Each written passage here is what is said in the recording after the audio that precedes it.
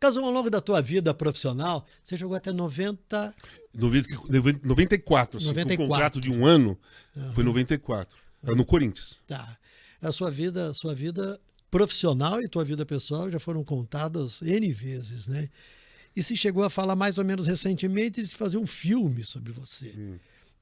Aí o ator José Loreto, que tá inclusive na novela das 7 da Globo, que é corintiano, né? Sim. Que se diz corintiano, falou, eu vou fazer o Casagrande. Então, vai ter filme? Não, por enquanto não está programado isso não. Mas, por exemplo, o Loreto, ele me procurou, sei lá, 2015 talvez, no dia do meu aniversário, ele nem sabia que era o meu aniversário, no dia do meu aniversário, nós fomos almoçar, eu e ele, para conversar, e ele falou para mim assim, cara, eu sou seu fã da sua história, li seu livro, vamos fazer um filme, eu quero produzir um filme, eu quero ser o ator que faz o seu papel, não sei o quê.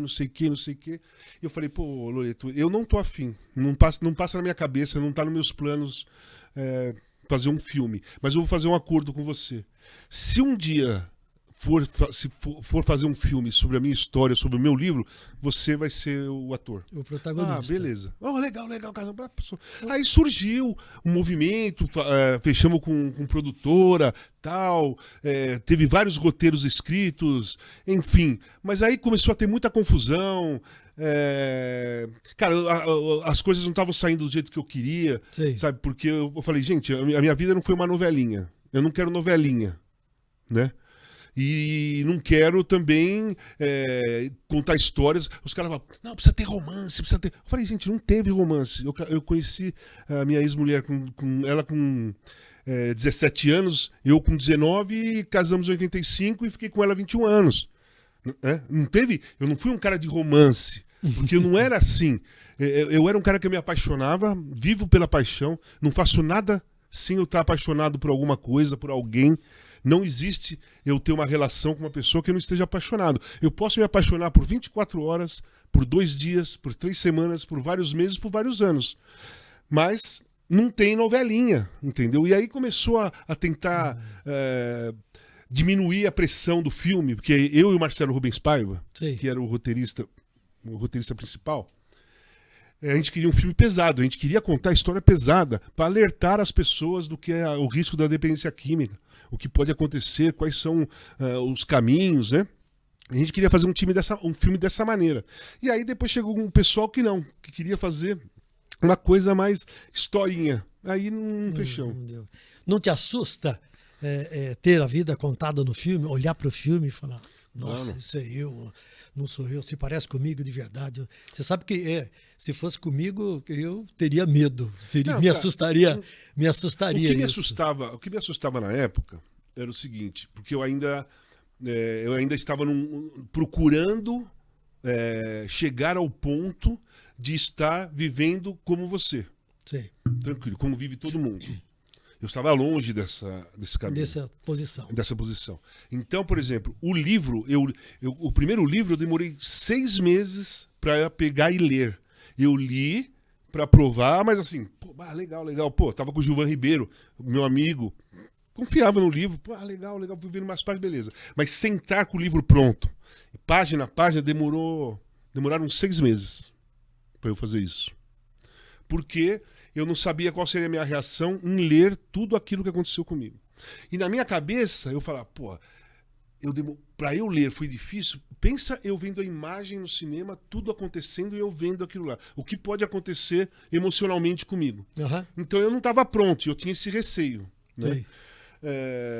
Mas era a única coisa. Eu não tinha preocupação em me olhar e alguém representando, nada disso. Eu tinha preocupação pelo o meu objetivo do livro, o objetivo dos livros e o objetivo de um possível filme é esclarecer o que é dependência química, é mostrar que tem saída, é difícil, é pesado, a maioria não consegue, mas alguns conseguem.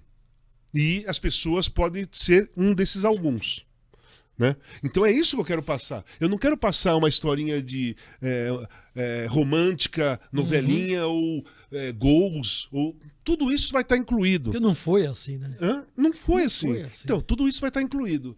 Iria estar incluído, mas a base do filme era Casagrande e Seus Demônios, né? Aham. Que foi o Que é o primeiro outro livro. livro.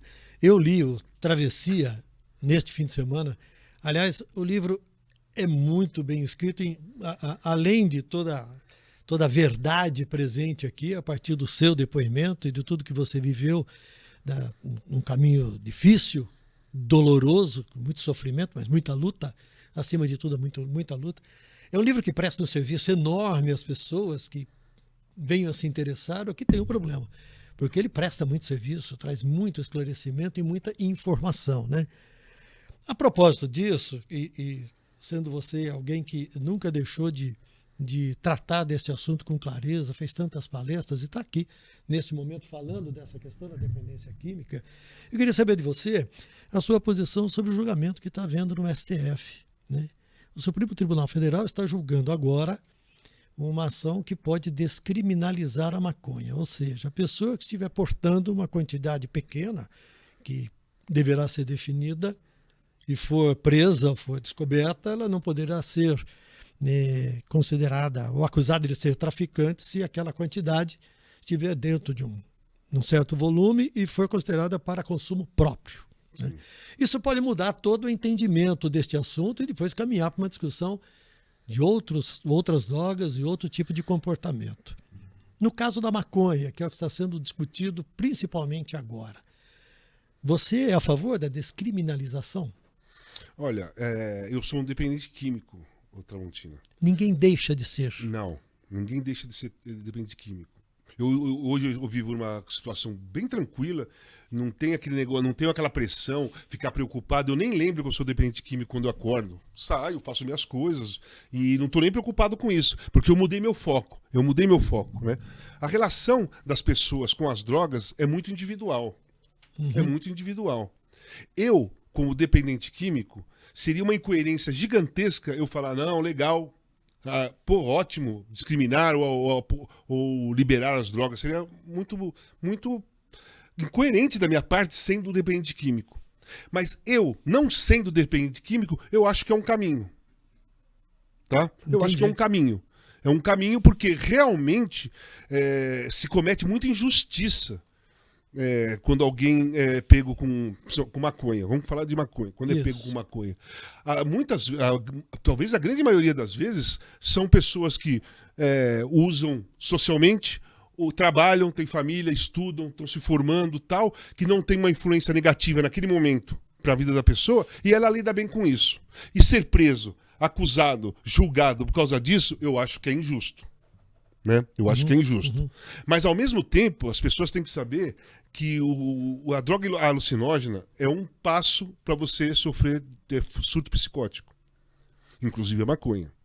Surto psicótico, tem pessoas que fumam uma vez e tem surto psicótico. Porque eu fiquei internado 1 ano com diversas pessoas. A clínica que eu fiquei internado é rotativa. Então é claro que eu fiquei com um grupo por 1 ano, mas rodava gente, chegava gente. Eu vi muita gente que chegou lá com surto psicótico.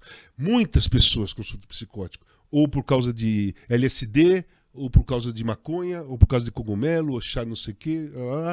Chegando com surto psicótico. E o surto psicótico, cara, primeiro que é sofredor, né? Uma coisa sofrida. Segundo, você coloca em risco a sua vida e o risco da vida de outra pessoa. O que é surto psicótico? Você sai da realidade. Né? Quando a pessoa está em surto, ela vê alguma coisa, ela acredita. Ou ela ouve alguma coisa, ela acredita. Né? É surto psicótico. Você quebra aquele lacre que divide a realidade com a irrealidade e você mistura tudo. E chega um momento quando você está profundamente num surto, eu teria dúvida se você estava aí mesmo ou se eu estava em surto, né? Então, esse é um problema sério, que as drogas alucinógenas levam a isso. Então, cada um tem que fazer a sua avaliação pessoal. Independentemente de ser discriminada ou não, para você usar droga, você tem que fazer uma avaliação pessoal sua.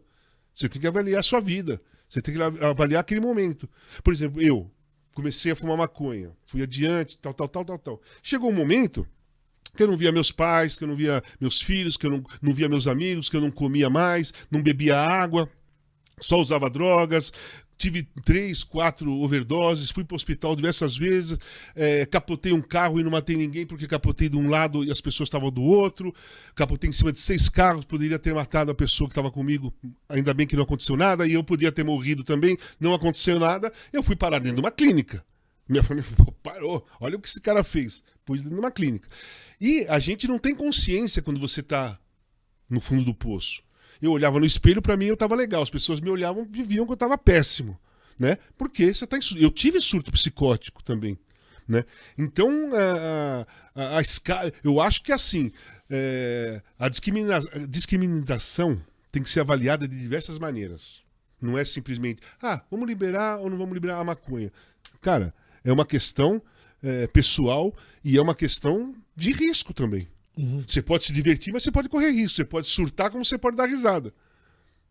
Você pode namorar, viajar, ver paisagens maravilhosas e curtir, como você pode cair duro, um surto psicótico e não voltar mais. Virar uma pessoa esquizofrênica. Entendeu? Sim. A discussão tem que ser muito maior. O pacote, muito mais profunda. Então, o pacote é muito maior. É muito maior do que simplesmente vamos legalizar ou não legalizar, vamos discriminar ou não. Muito maior.